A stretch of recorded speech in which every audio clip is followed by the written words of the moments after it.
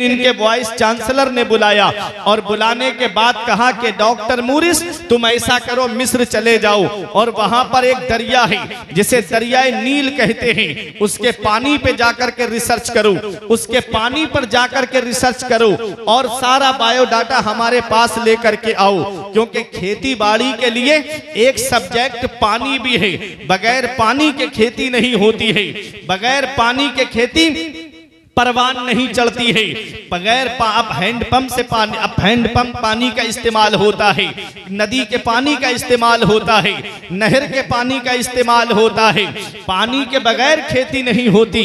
Research ये करना है कि कहाँ का पानी ज्यादा उपजाऊ है, कहाँ का पानी कम उपजाऊ है, कहाँ के पानी से खेती ज्यादा लहलहाती है और कहाँ का पानी खेती को तबाह कर देता है।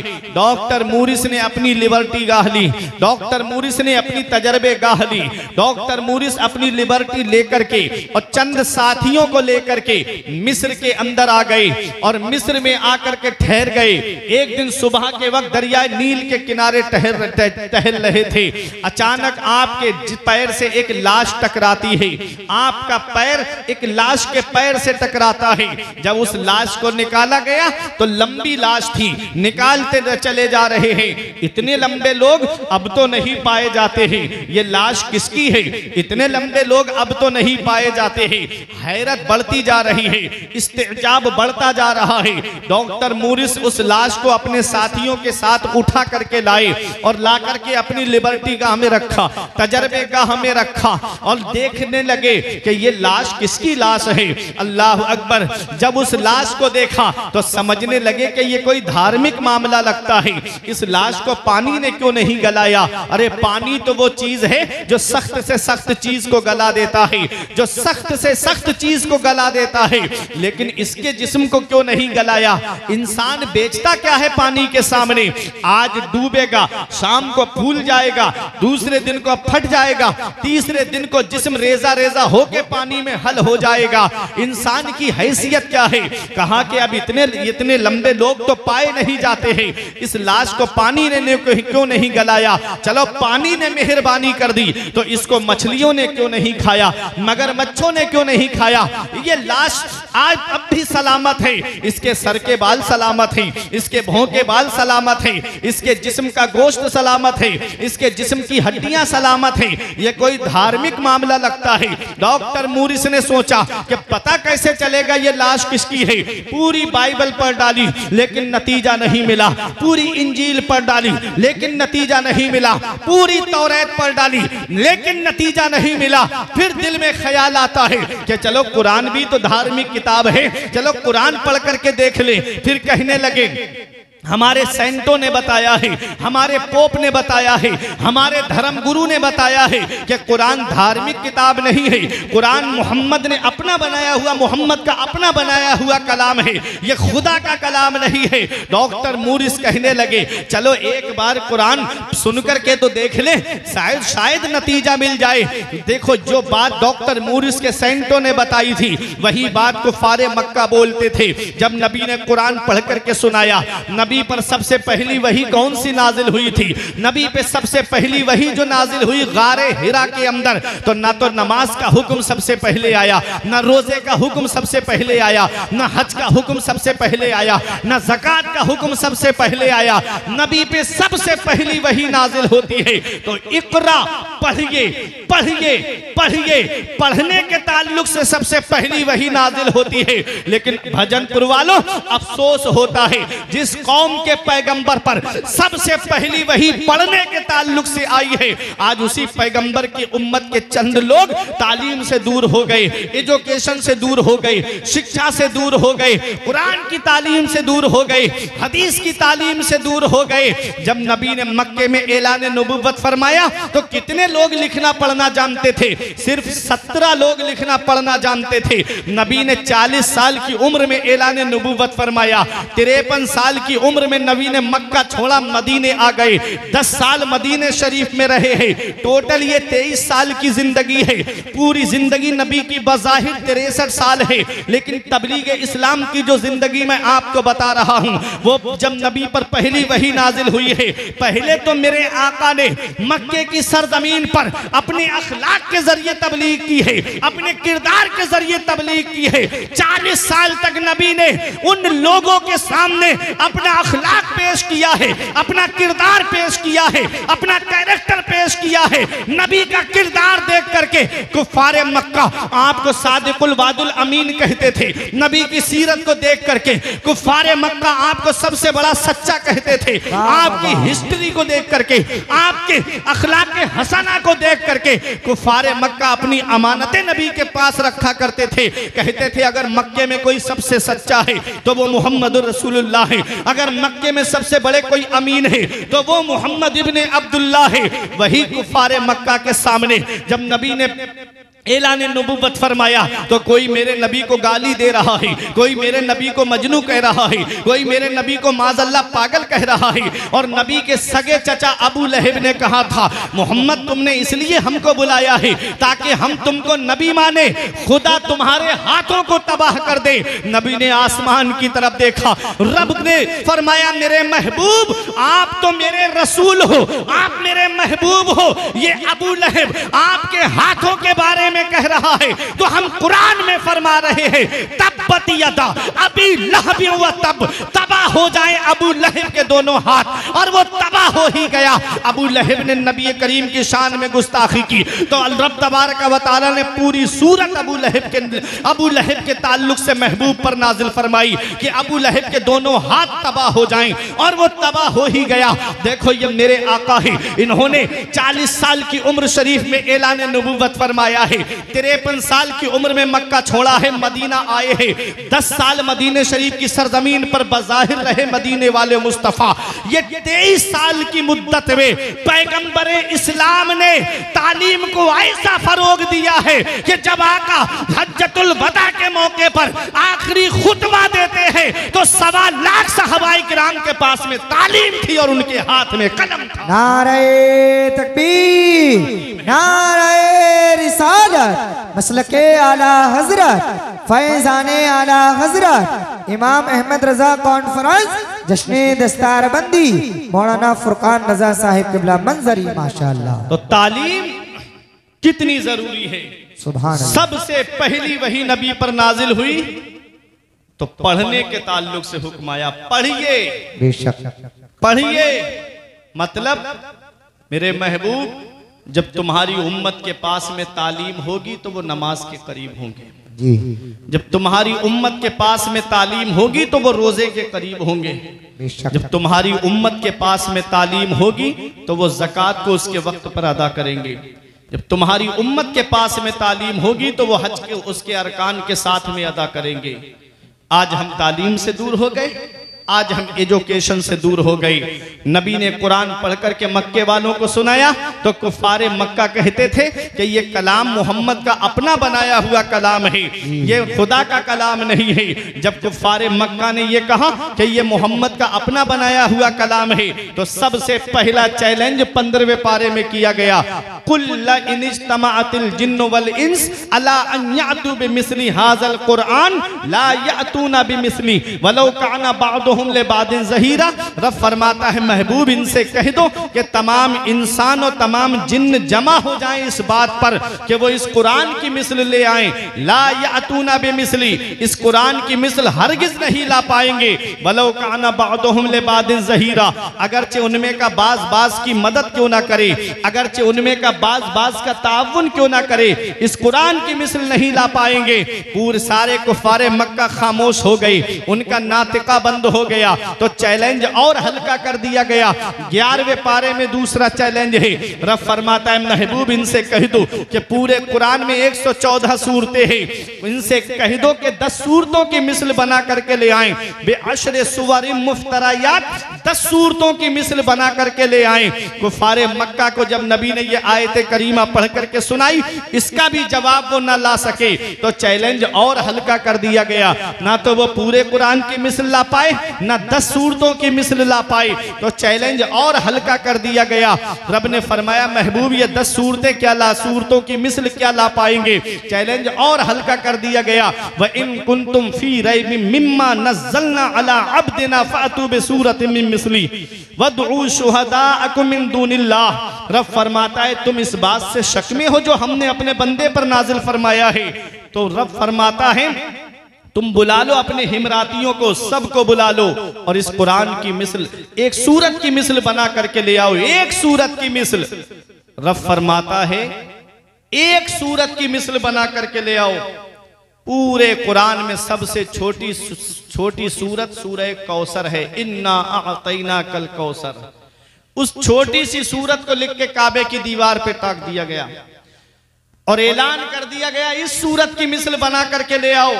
सबसे छोटी सूरत है। जो भी आए और पढ़ करके मुंह दबा करके चला जाए, जो आए पढ़े और मुंह दबा करके चला जाए। एक बहुत बड़े अरबी के शायर को पकड़ करके लाए जो बादशाहों के दरबार में फिल बदी अरबी में अशआर कह दिया करता था। फौरन अरबी में अशआर बना करके कसीदा पूरे कसीदे पढ़ दिया करता था। उसका हाथ पकड़ करके लाई और कहा कि तू इसकी मिसल अगर बना देगा, चंद जुमले भी अरबी के जोड़ देगा तो हम सीना तान के कहेंगे कि देखो ये तुम्हारा अपना बनाया हुआ कलाम है। जब उस शायर को पकड़ के काबे की दीवार के साए में लाए, कहा कि इसको पढ़ और इसकी मिसल बना दे। उसने पढ़ा इन्ना अअतैना कल कौसर। तो बेसाख्ता पुकारता है हाज़ल कलामो लैसा बेबशर। ये कलाम किसी इंसान का नहीं है, ये तो परवरदिगारे आलम का कलाम है। तेरे आगे यूं है तबे लचे फुसहा अरब के बड़े बड़े। तेरे आगे यूं है तबे लचे फुसहा अरब के बड़े बड़े। कोई जाने के मुंह में जुबान नहीं बल्कि जिस्मों में जान है। नारे तकबीर, नारे रिसालत, मसलके आला हजरत, फैजाने आला हजरत, जश्ने दस्तारबंदी, इमाम अहमद रजा कॉन्फ्रेंस। माशाअल्लाह माशाअल्लाह। ये कुरान है, इसकी मिसल ना कोई कल ला पाया था, ना आज ला पाया है, ना सुबह कयामत तक कोई ला पाएगा। बेशक बेशक। और कुरान का कोई एक ज़ेरो ज़बर भी नहीं बदल सकता। कुरान का कोई एक नुक्ता भी नहीं बदल सकता। एक आया था बदलने की बात करने वाला खुद ही बदल गया और निकल गया है। कौले मोहम्मद कौले खुदा, फरमान ना बदला जाएगा, बदलेगा जमाना लाख मगर कुरान ना बदला जाएगा। ये हमारा कुरान है। हर चीज का बयान इस कुरान के अंदर मौजूद है। डॉक्टर मूरिस कहते हैं कि लाओ कुरान भी तो धार्मिक किताब है, लाओ उस कुरान को भी तो पढ़ लिया जाए। एक आलिम को बुलाया जाता है जो उसका तर्जमा करता हुआ चले। एक आलिम को बुलाया जाता है जो साथ साथ उसका तर्जमा भी बताता हुआ चले। अल्लाह अकबर। आज तर्जमे बहुत चल रहे हैं। आदमी इतना याद रखना, सोशल मीडिया पर आदमी यूट्यूब खोलता है कुरान का तर्जमा सुनने के लिए। याद रखना हर दाढ़ी टोपी वाला मौलाना नहीं होता है, हर दाढ़ी टोपी वाला आलिम नहीं होता है। सोच समझ करके कुरान का तर्जमा सुना करो। जब भी आप यूट्यूब पर तर्जमा लिख करके डालोगे तो तर्जमा बयान करने वाले कोई और आ जाते हैं। जब भी तर्जमा सुनना तो कंजुल ईमान सुनना, जब भी तर्जमा सुनना तो इमाम अहमद रजा खान का तर्जमा सुनना। ये इमाम अहमद रजा कॉन्फ्रेंस है। इमाम अहमद रजा खान के तर्जमे में क्या है? उसमें इश्क़े रसूल का पैगाम दिया गया है, नबी से मोहब्बत का पैगाम दिया गया है। आप कहोगे कोई सबूत कोई दलील है, तो मैं आपको बताता हुआ चलूं। औरों के तर्जमे को देख लीजिएगा और आला हजरत के तर्जमे को देख लीजिएगा। जैसे आसमानी किताबों में कुरान का कोई जवाब नहीं है और कुरान के तर्जुमों में कंजुल ईमान का कोई जवाब नहीं। बेशक। नारे तकबीर, नारे रिसालत, मसलके आला हजरत, फैजाने आला हजरत, जश्ने दस्तारबंदी। माशाअल्लाह। और ये तर्जमा कैसा लिखा मेरे इमाम ने, कैसे लिखा कुरान का तर्जमा मेरे इमाम ने। अल्लामा सदरुश शरिया बहार शरीयत के मुसन्निफ जिन्होंने बहार शरीयत को लिखा है, वो आला हजरत के पास आते हैं, कहते हैं हुजूर तराज में कुरान की कमी नहीं है, कुरान के तर्जमों की कमी नहीं है। कुरान के तर्जमे कई लोगों ने किए हैं, लेकिन हुजूर हम चाहते हैं कि एक तर्जमा आप भी कर दीजिए कुरान पाक का। तो आला हजरत कहते हैं फकीर के पास इतना मुकम्मल वक्त नहीं है कि मैं कुरान का तर्जमा करने के लिए वक्त लाऊं। कहां से वक्त लाऊं? मेरे पास इतना वक्त नहीं है। सिर्फ एक वक्त है कि जब मैं दोपहर का खाना खाता हूं तो थोड़ी सी देर कैलूला के लिए लेटता हूं, सुन्नत अदा करने के लिए। कैलूला के लिए जब लेटता हूं वही वक्त फकीर के पास में है। बाहर से जो फतावे आते थे उनका जवाब लिखते थे आला हजरत, 500 फतावा का जवाब देते थे मेरे इमाम। अल्लाह अकबर, जरा सुनो तो सही। दिन में मदरसे में पढ़ाना है, तालीम भी देनी है, मुरीद आ रहे हैं उनसे मुलाकात भी करनी है, कोई हाजतमंद आ रहा है उसकी हाजत को भी पूरा करना है। अल्लाह अकबर, इतनी बिजी लाइफ थी मेरे इमाम की। कहते हैं कि कोई ऐसा वक्त तो नहीं है मेरे पास में कि मुकम्मल वक्त निकाल सकूं। सिर्फ कैलूला के वक्त जो मेरे पास में वक्त है, खाना खा करके थोड़ी देर लेटता हूं, वही वक्त है। अगर उस वक्त में आप आना चाहो तो आ जाओ। अल्लामा सदरुश शरिया ने सोचा कि ये वक्त बहुत अच्छा है। जब जैसे ही आला हजरत खाना तनाबुल फरमा के जोहर की नमाज के पहले नमाज पढ़ते, फिर खाना खाते, फिर थोड़ी देर कैलूला के लिए लेटते थे। एक दिन पहुंच गए कागज और कलम लेकर के अल्लामा सदरुश शरिया, और ये मुबारक काम भी शुरू हो जाता है। आला हजरत बोलते जा रहे हैं, उधर वो तर्जमा लिखते जा रहे हैं, इधर आला हजरत बोलते जा रहे हैं और वो कुरान का तर्जमा लिखते जा रहे हैं। जब आदमी किसी चीज का तर्जमा लिखता है तो कई किताबों का सहारा लेना पड़ता है, कई लुगतों का सहारा लेना पड़ता है और दीगर किताबों का सहारा लेना पड़ता है। मगर वह मेरे इमाम, तेरे इल्म पर कुर्बान जाऊं, तेरी शान पर कुर्बान जाऊं, तेरे मर्तबे पर कुर्बान जाऊं, तेरी बुलंदी पर कुर्बान जाऊं। मेरा इमाम बोलता जा रहा है, अल्लामा सदरुश शरिया लिखते जा रहे हैं, और जब ये कुरान का तर्जमा मुकम्मल हो जाता है, इसका नाम कंजुल ईमान रखा जाता है। जब ये तर्जमा लोगों के सामने आता है, जब ये तर्जमा आलिमों के सामने आता है, जब ये तर्जमा मुफ्तियों के सामने आता है, तो मुफ्ती हैरत में पड़ जाते हैं कि जो साहिब तफसीर बैज़ावी ने लिखा वही तर्जमे में आला हजरत ने कहा, जो साहिब तफसीर ने, जो साहिबे तफसीर ने, साहिबे मदारिकुत तंजील ने कहा वही तर्जमे में इमाम अहमद रजा खान ने कहा है। ये आला हजरत का तर्जमा है जो मुहावरे से भी मिल रहा है और जुबानो लुगत से भी मिल रहा है। ये इमाम अहमद रजा खान का तर्जमा है। अब आप कहोगे इनके तर्जमे में क्या खासियत है, तो सुनो, आओ मैं उनके तर्जमे आपको बता दूं। एक आयत करीमा है, रब कुरान में फरमाता है कि ऐ महबूब, हमने आपको फतेह मक्का दे दी ताकि अल्लाह आपके सदके में आपकी उम्मत के अगले पिछले गुनाह माफ कर दे। सूरह फतह की पहली आयत है, इसका तर्जमा मौलवी अशरफ अली थानवी ने किया। ऐ नबी, अल्लाह ने आपको फतेह मक्का दे दी ताकि अल्लाह आपके अगले पिछले गुनाह माफ कर दे।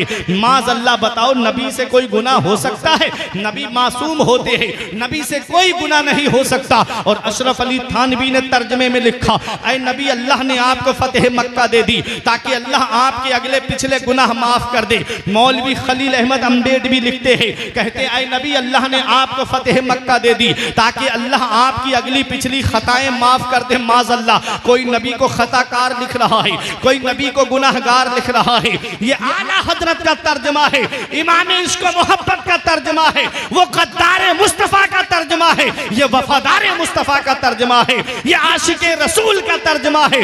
आला हजरत तर्जमा करते हैं, ऐ गैब की खबरें देने वाले नबी, अल्लाह ने आपको फतेह मक्का दे दी ताकि अल्लाह आपके सदके में आपकी उम्मत के अगले पिछले गुनाह माफ फरमा। नारे तकबीर, नारे रिसालत, मसलके आला हजरत, फैजाने आला हजरत, जिंदाबाद जिंदाबाद, माशाअल्लाह। ये मेरे इमाम का तर्जमा है। अब एक आयत का तर्जमा और सुनो, मकरू व मकर अल्लाह वल्लाहु खैरुल माकिरीन। इसका तर्जमा मौलवी अशरफ अली थानवी ने किया, अल्लाह ने चाल चली, उन लोगों ने चाल चली और अल्लाह खूब चाल चलने वाला है। माज़अल्लाह, ये तर्जमे हैं। आज आदमी सोशल मीडिया पे खूब शौक से सुनता है, कब ईमान का तोता उड़ जाता है पता भी नहीं चलता। मेरा इमाम कहता है, देख उड़ जाए ना ईमान का तोता तेरा। हर दाढ़ी टोपी वाला मौलाना नहीं होता। आज तो आदमी सोशल मीडिया पे मसले तलाश कर रहा है, अपने आलिमों से नहीं पूछते। पहले ये बुजुर्ग हमारे बैठे, कोई मसला पेश आता था तो अपने इमाम से पूछते थे, अपने आलिमों से पूछते थे। आज आदमी गूगल से पूछ रहा है, यूट्यूब पे पूछ रहा है। किस मकतबे फिक्र का मौलाना निकल के आ जाए तुमको क्या पता। तुम तो उसकी दाढ़ी देख रहे हो, साफा देख रहे हो, और तुम तो देख रहे हो कि ये तो कुरान और हदीस की बात कर रहा है। जरूरी नहीं।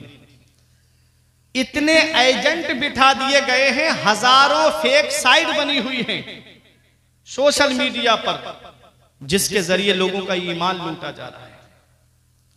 बाकायदा जापान के अंदर ट्रेनिंग दी जाती है मुसलमानों को गुमराह करने की। नबी की सुन्नतों पे रिसर्च हो रहा है वहां, नबी की हदीसों पे रिसर्च हो रहा है वहां, कुरान का तर्जमा बताया जा रहा है उनको, हदीसें पढ़ाई जा रही हैं उनको, पूरा मौलाना बना करके पेश किया जा रहा है। तुम तो समझते हो कि ये तो दाढ़ी और टोपी है, साफा है, जुब्बा है, ये तो मौलाना ही होगा, लेकिन उसके दिल के अंदर क्या है ये कोई नहीं जानता। मुस्तफा कमाल पाशा जो सल्तनत उस्मानिया खत्म करने के लिए आया था, नाम देखो मुस्तफा कमाल पाशा, और था यहूदियों का एजेंट। एक दो नुमा फिरका है यहूदियों में जो टोटल नाम मुसलमानों वाले रखता है, और मुसलमानों वाले नाम रख करके मुसलमानों में वो पढ़ा लिखा मौलाना भेजा जाता है। कुछ दिनों उन्हीं के माहौल को समझता है, फिर उसके बाद हल्के हल्के लोगों के ईमान को लूटना शुरू कर देता है। लेकिन हम नहीं जानते। आला हजरत अजीमुल बरकत वो हस्ती हैं जिन्होंने इम्तियाज कर दिया। आज आला हजरत हर एक को हजम नहीं होते। आला हजरत अजीमुल बरकत का नाम हर एक को हजम नहीं होता। क्यों नहीं होता, कभी सोचा है? बरेली वालों ने किसी की जमीन पे कब्जा तो किया नहीं है, किसी की प्रॉपर्टी पे तो कब्जा किया नहीं है मेरे इमाम ने, फिर क्यों नहीं? आज मसलके आला हजरत का नारा लगाने पे लोग एतराज करते हैं, आज आला हजरत का नाम लेने पे लोग एतराज करते हैं। क्यों करते हैं? तो सुनो, ये आला हजरत का नाम वो नाम है जो सुन्नी में और गैर सुन्नी में पहचान करा देता है। ये आला हजरत का नाम है।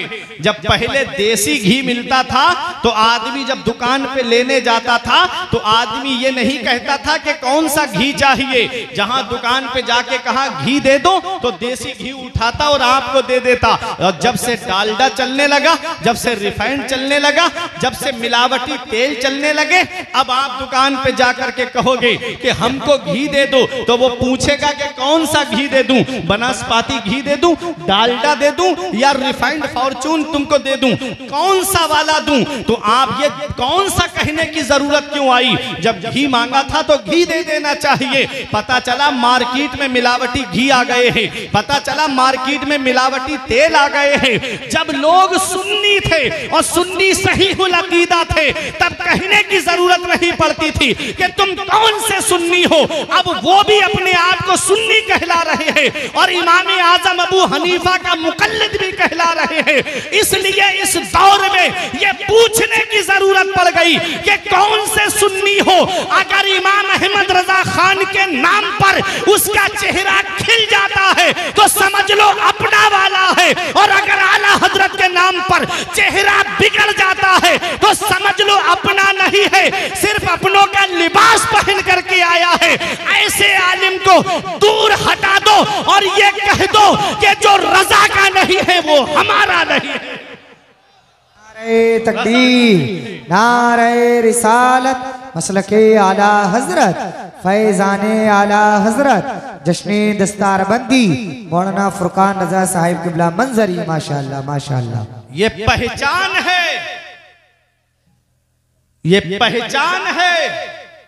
आला हजरत का नाम पहचान करा देता है अपने और पराये। और आला हजरत हर एक को हजम नहीं होते। क्यों?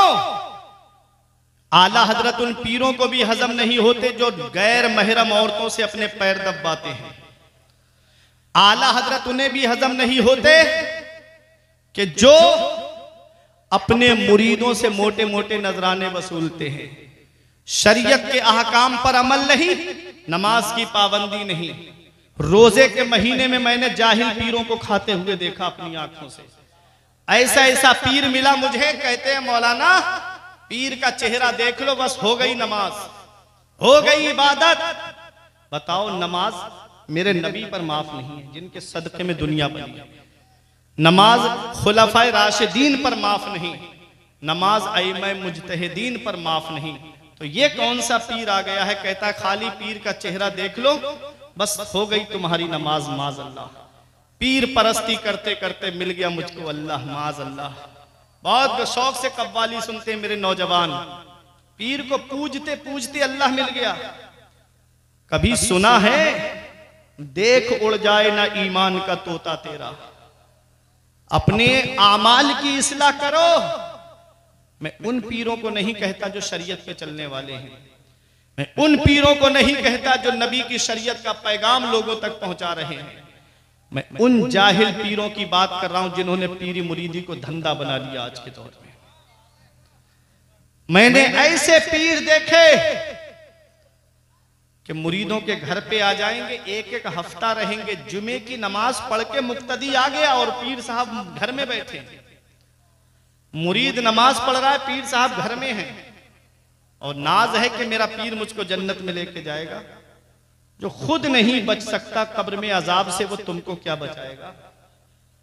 इसलिए ऐसे पीर का दामन पकड़ो जो खुद भी परहेजगार हो और तुमको भी परहेजगार बना दे, जो खुद भी नमाज पढ़े और मुक्तदियों से भी कहे कि जो नमाज नहीं पढ़ेगा वो हमारा नहीं।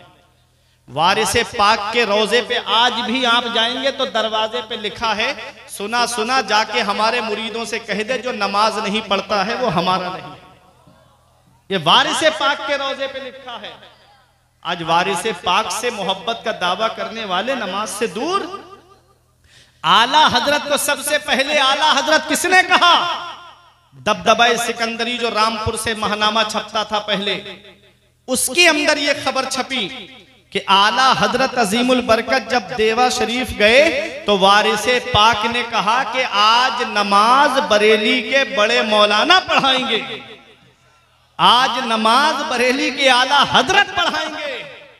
तो आला हजरत को सबसे पहले आला हजरत हुजूर वारिसे पाक ने कहा है।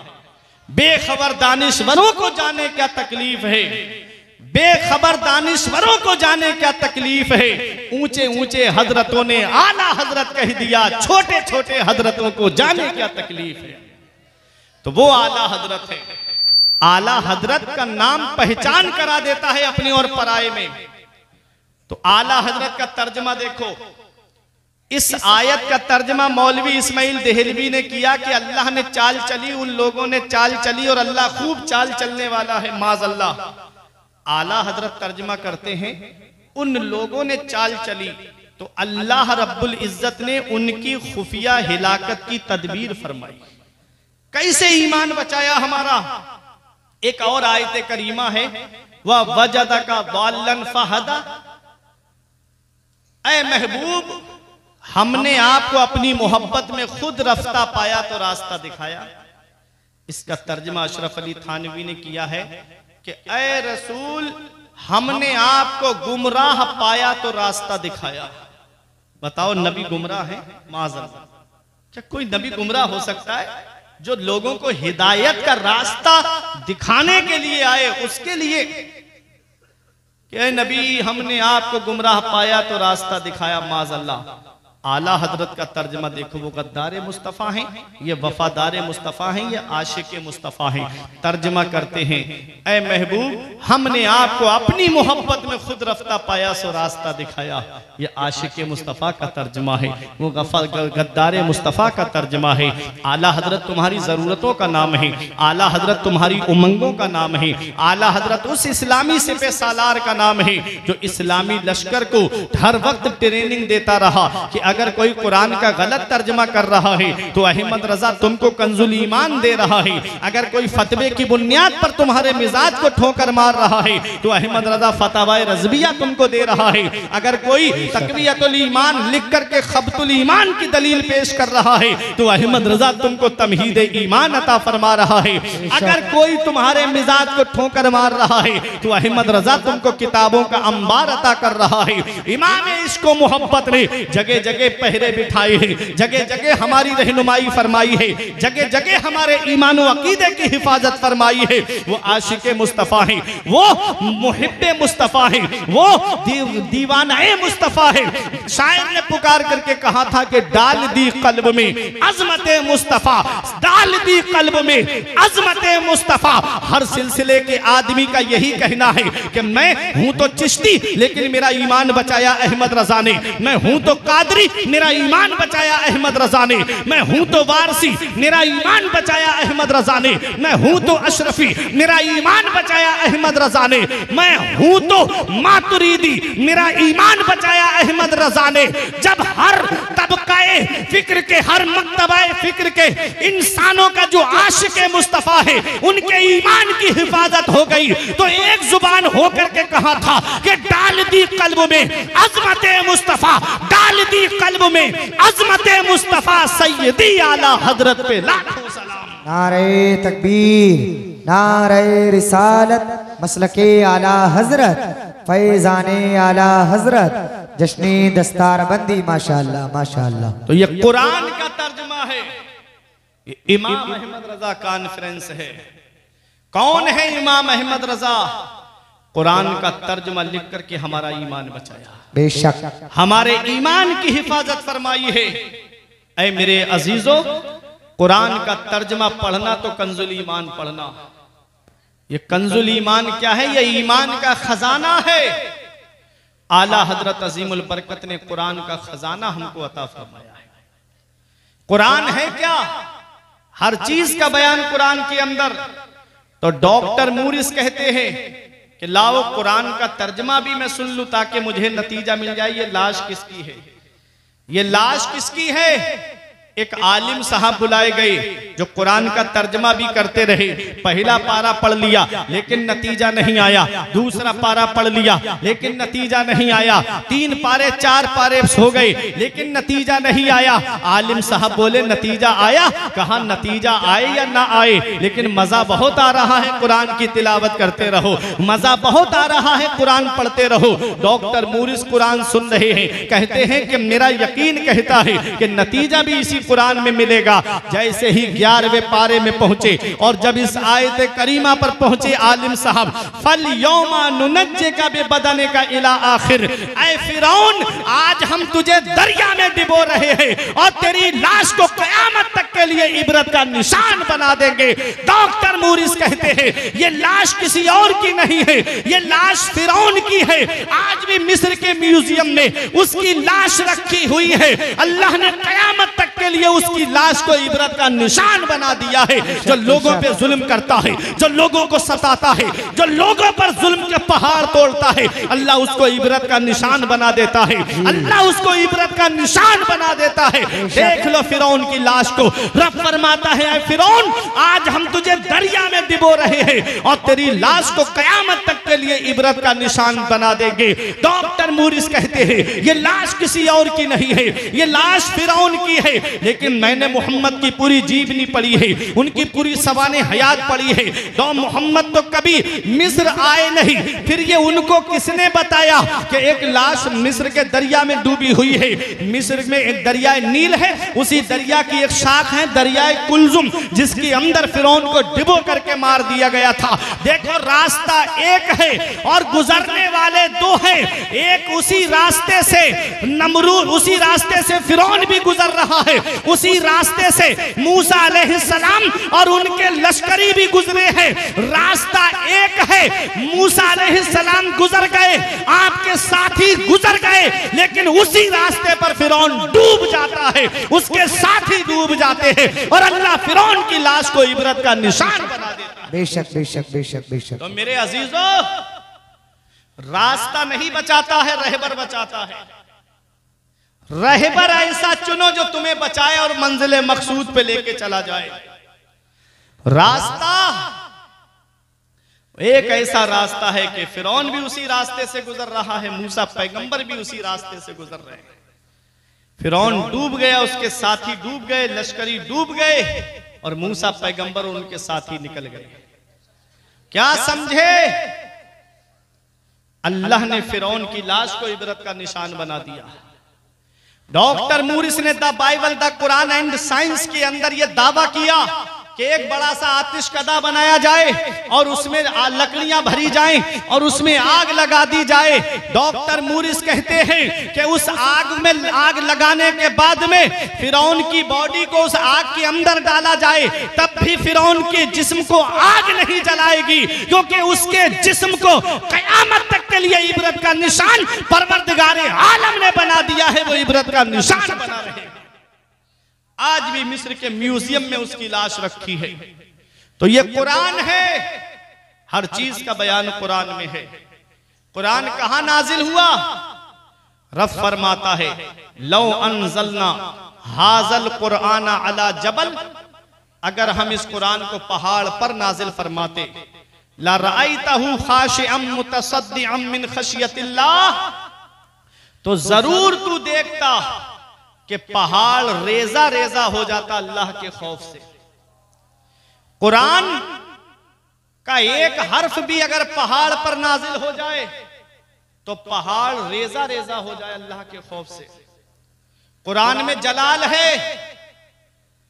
कुरान पहाड़ पर नाजिल नहीं हुआ। जानते हो भजनपुर सैफनी वालों, ये कुरान है क्या और पहाड़ क्या है? पहाड़ के लिए रब कुरान में फरमाता है वल जिबाला औतादा, हमने पहाड़ों को मेखे बनाया, पहाड़ों को कालम बनाया, पहाड़ों को कीले बनाया। जैसे एक तख्ता है ऐसे ही पड़ा है, उसको आप उठा के जिधर चाहोगे उधर रख दोगे। उसी तख्ते को आप चार पायों के ऊपर रख करके उसमें कीले गाड़ दो तो वो तख्ता हिलेगा नहीं। दीवान बना दिया जाए या तख्त बना दिया जाए तो वो जो ऊपर आपने पिलाई बोर्ड रखा, तख्ते रखे, वो हिलेंगे नहीं। ये कीले क्या है? ये तख्ते को रोकने के लिए उसका कालम है। मकान आपने बनाया, कोई दीवार आप मत लगाइए, बस कालम खड़े कर दीजिए, पूरा लिंटर आप उस पर रख दीजिएगा, आपका मकान नहीं हिलेगा। ये कालम आप समझ गए? जब अल्लाह ने जमीन को पैदा फरमाया तो जमीन को पानी के ऊपर पैदा फरमाया। पानी में ठहराव नहीं है, पानी हिलता रहता है। देखना तालाब में जाकर के देखना, नदी में देखना, पानी में ठहराव नहीं है, पानी हिलता रहता है। जब जमीन को पानी पर पैदा फरमाया तो जमीन हिलने लगी, ठहराव नहीं था। रब ने पहाड़ों की मेखें पैदा फरमाई, पहाड़ों को पैदा फरमाया, जमीन अपनी जगह ठहर गई। जमीन अपनी जगह ठहर गई। ये जो जलजले आते हैं ना, इसमें कई रिवायतें मिलती हैं कि उन पहाड़ों के जो जमीन के अंदर तने हैं ना, उन तनों को हिलाते हैं फरिश्ते तो जलजला आता है। तो ये पहाड़ कालम है, ये पहाड़ कीले हैं। वो मजबूत पहाड़ जो जमीन को रोके हुए हैं। आप तारागढ़ पे नहीं चढ़े होगे, पहाड़ नहीं देखा आपने कितना मजबूत होता है। हिमालय का पहाड़ कितना मशहूर है और कितना मजबूत होता है पहाड़। नैनीताल में आप जाते होगे तो पहाड़ नहीं देखे आपने, कश्मीर में आपने पहाड़ नहीं देखे, शिमला मसूरी में आपने पहाड़ नहीं देखे। कितने मजबूत होते हैं पहाड़ और कितने ऊंचे होते हैं। देखने में लगेगा पास में है, लेकिन चढ़ते चढ़ते कार से पूरा दिन लग जाता है। तो कितने मजबूत पहाड़ होते हैं। रब फरमाता है अगर हम कुरान को पहाड़ पर नाजिल फरमाते तो पहाड़ रेजा रेजा हो जाता। बेशक पहाड़ रेजा रेजा हो जाता अल्लाह के खौफ से। तो पहाड़ जैसी मजबूत चीज कुरान को ना उठा पाए। और आप देखिए हमारी कौम के ये 8-10 साल के बच्चों ने अपने सीने में 300 पारे महफूज कर लिए। सुभान अल्लाह। अरे बोलो मोहब्बत से सुभान अल्लाह। सुभान अल्लाह। जी इतनी खामोशी से पहली बार भजनपुर में मैं आज देख रहा हूं कि लोग तकरीर सुन रहे हैं। न तीसरी बार आया हूं, हसनैन भाई ने मुझे 3 बार बुला लिया मुझे, लेकिन बड़ी मोहब्बत से आप सुनते। लेकिन वक्त का भी तकाजा है ना, 12 बजे के बाद मुंह बड़ा होने लगता है, आंखें छोटी होने लगती हैं। इसका भी एक वक्त होता है ना तकरीर का भी। लेकिन अल्लाह आपको सलामत रखे कि इस वक्त भी आप रुके हुए हो। अल्लाह कुरान की बरकतें आपको अता फरमाए, आमीन। अल्लाह रब्बुल इज्जत आपके ईमान व अकीदे की हिफाजत फरमाए, आमीन। तो कुरान का एक हर्फ कुरान नाजिल हो जाए पहाड़ पर तो पहाड़ रेजा रेजा हो जाए। अल्लाह का कुरान कहता है अल्लाह राइतहु खाशिअम मुतसद्दिअम मिन खशियतिल्लाह, तो जरूर तू देखेगा कि पहाड़ रेजा रेजा हो जाएगा अल्लाह के खौफ से। तो जब पहाड़ जैसी मजबूत चीज कुरान को ना उठा पाए, कुरान के बोझ को बर्दाश्त ना कर पाए, तो हमारी कौम के छोटे छोटे बच्चों ने इस कुरान को अपने सीने में कैसे महफूज कर लिया। पहाड़ जैसी चीज रेजा रेजा हो जाए तो इनके सीनों को तो जल के राख हो जाना चाहिए, इनके सीनों को तो जल के खाकिस्तर हो जाना चाहिए। लेकिन क्या वजह है कि आपके भजनपुर सैफनी में भी कई हाफिज कुरान मिलेंगे जो कुरान पाक को आपको खड़े खड़े सुना देंगे। ये हमारे हाफिज हामिद रजा साहब हैं, ये कुरान के हाफिज हैं अल्हम्दुलिल्लाह। ये उलमाए किराम हैं, इनमें अक्सर आपको कुरान के हाफिज मिलेंगे, ये कुरान आपको सुना देंगे। इनके सीने आज तक महफूज क्यों हैं, इनके सीने जलकर राख क्यों नहीं हुए। पहाड़ जैसी मजबूत चीज कुरान को अगर नाजिल हो जाए तो रेजा रेजा हो जाए, उसका बोझ ना उठा पाए, तो इन बच्चों ने कुरान का बोझ कैसे उठा लिया। तो सुनो, मैं आपको एक मिसाल से समझाना चाहता हूं। ये जो लाइट आप देख रहे हो ना, ये लाइट आपके घर में कहां से आती है? डायरेक्ट पावर हाउस से आती है या ट्रांसफार्मर के जरिए होकर के आती है? अगर आपको समझना है तो अपने घर के साथ तार निकालना और डायरेक्ट ट्रांसफार्मर से तार लाइट मत लेना, डायरेक्ट पावर हाउस में जाकर के लगाना। तुम्हारे घर का फ्रिज सलामत होगा, तुम्हारे घर की वॉशिंग मशीन चलेगी, तुम्हारे घर की लाइटें जलेंगी, तुम्हारे घर का मोटर चलेगा। अरे तार लगाने के लिए जो जाएगा, घर का सामान तो बाद में फूकेगा, पहले उसमें से धुआं निकल जाएगा, पहले वो जल करके राख हो जाएगा। अगर इस तार को डायरेक्ट पावर हाउस में लगाओगे तो ना तो तुम्हारे घर का फ्रिज जलेगा, ना तो तुम्हारे फ्रिज चलेगा, ना तो वॉशिंग मशीन चलेगी, ना तो कोई लाइट जलेगी, ना तो तुम्हारे घर का कोई उपकरण काम करेगा। अरे डायरेक्ट पावर हाउस से तार नहीं लगाया जाता है, बल्कि जब लाइट पावर हाउस में आती है और पावर हाउस से लाइट ट्रांसफार्मर के अंदर आती है और ट्रांसफार्मर पूरा लोड अपने ऊपर लेता है, फिर उसको हल्का करके आसान करके लोगों के घरों तक पहुंचाता है। ये मिसाल मैंने आपको दे दी है आपके जहन को करीब करने के लिए। कुरान कहां नाजिल हुआ है? तो आओ कुरान से पूछते हैं, ऐ कुरान जरा ये तो बता तू कहां नाजिल हुआ है? तो कुरान जवाब देता है नज़ला बिही रूहुल अमीन अला क़ल्बिका लितकूना मिनल मुनज़िरीन। इस कुरान को जिब्राईल अलैहिस्सलाम लेकर आए हैं और कहां उतारा है? नबी के दिल पर उतारा है, मदीने वाले मुस्तफा के दिल पर उतारा है। ये जलाली कुरान मदीने वाले मुस्तफा के दिल पर नाजिल हुआ है। मदीने वाले मुस्तफा के सदक़े में ये कुरान इतना आसान हो गया है कि नबी की उम्मत के छोटे छोटे बच्चों ने आज उस कुरान को हिफ्ज़ कर लिया। नारे तकबीर, नारे रिसालत, मसलके आला हजरत, फैजाने आला हजरत, फैजाने इल्मे दीने मुस्तफ़ा, जश्नी दस्तार बंदी माशाअल्लाह माशाअल्लाह। तो ये कुरान नबी के मुबारक दिल पे नाजिल हुआ और जिब्राईल अलैहिस्सलाम लेकर आए लितकूना मिनल मुनज़िरीन। ये कुरान नबी के दिल पर नाजिल हुआ है ताकि आप डर सुनाने वाले हो जाएं। तो कुरान कहां नाजिल हुआ? नबी के मुबारक दिल पर, और नबी के सदके में मेरे आका की उम्मत के छोटे छोटे बच्चों ने इस कुरान को हिफ्ज़ कर दिया है। बेशक बेशक। इसीलिए कहता हूं बख्शिश की राह मोमिनो आसान बना लो, अपने लिए निजात का सामान बना लो। दुनिया की किताबों पे नजर बाद में रखना, बच्चों को पहले हाफिज़े कुरान बना लो। सुभान अल्लाह सुभान अल्लाह। बच्चों को पहले हाफिज़े कुरान बना लो। ये कुरान क्या है? हम बीमार पड़ते हैं तो इलाज कराने डॉक्टर के पास जाते हैं, हमारी तबीयत खराब होती है, हम इलाज कराने के लिए मेडिकल पे जाते हैं, वहां से दवा लेते हैं। हमारी तबीयत खराब हो जाए, डॉक्टर की समझ में नहीं आता तो जांचें होती हैं। अगर बुखार 3-4 दिन लगातार आ जाए तो डॉक्टर जांचे कराता है, कहता है बुखार समझ में नहीं आ रहा है, कहीं टाइफाइड तो नहीं बन गया, कहीं मियादी बुखार तो नहीं हो गया, कहीं मौसमी बुखार तो नहीं है। डॉक्टर जांचे कराता है। कितने रुपए जांचों में खर्च हो जाते हैं। पेट में कोई तकलीफ हो तो अल्ट्रासाउंड होता है, कभी सीने में तकलीफ हो तो एक्सरा होता है।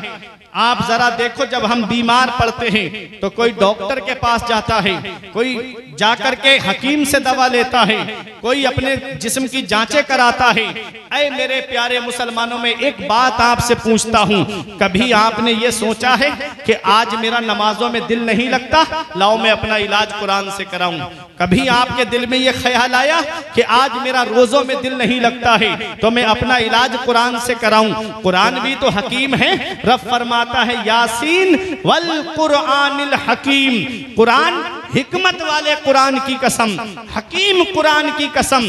तो कुरान भी तो हकीम है। इस हकीम के पास आओ ना अपना इलाज कराने के लिए। आप अगर इस कुरान के पास आओगे और कहोगे कि मैं बीमार हूँ, कुरान मेरा इलाज कर दे, तो कुरान जवाब देगा वनुनज़्ज़िलु मिनल कुरानी मा हुवा शिफाउ व रहमा व रहमतुल लिल मुमिनीन वला यज़ीदु ज़ालिमीन इल्ला खसारा। रब कुरान में फरमाता है हमने कुरान के अंदर शिफा नाजिल फरमाई है मोमिनों के लिए। तो कुरान में शिफा है। जो बीमारी डॉक्टरों से सही नहीं होती, जो बीमारी जांच से सही नहीं होती है, उसका इलाज कुरान पाक की आयतें करती हैं, उसका इलाज कुरान पाक करता है।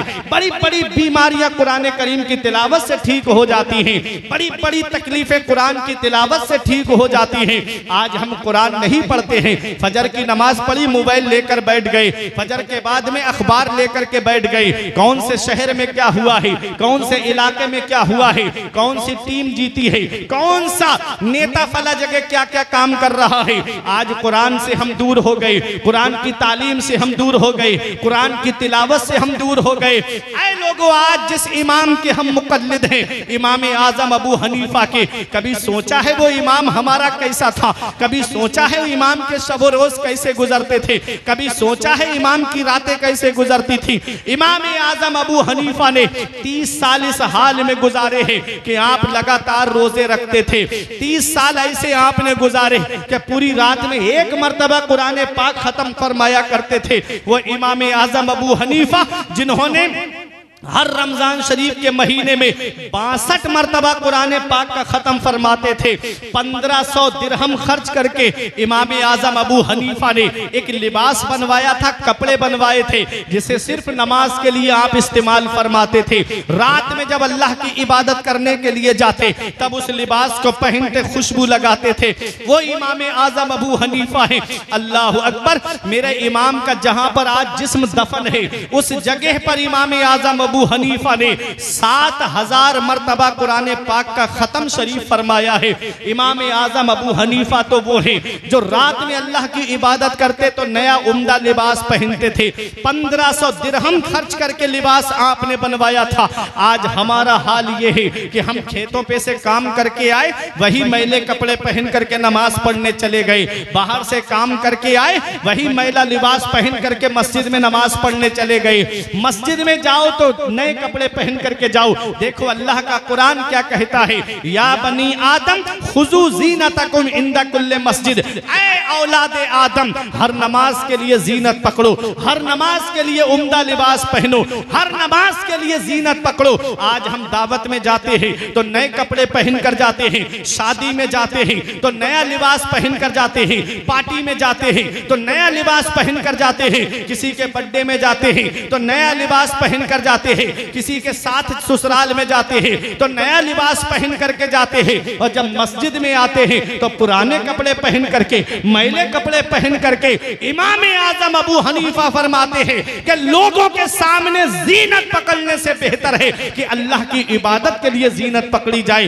आज जो उलमा के लिबास को देखते हैं कि मौलवी लिबास बहुत अच्छा पहनता है, मौलवी कपड़े बहुत अच्छे पहनते हैं, उनके कुर्ते की प्रेस नहीं टूटती है, ये उम्दा लिबास किस लिए पहनते हैं? रब कुरान में फरमाता है, ऐ औलाद आदम, तुम हर नमाज के लिए जीनत पकड़ो।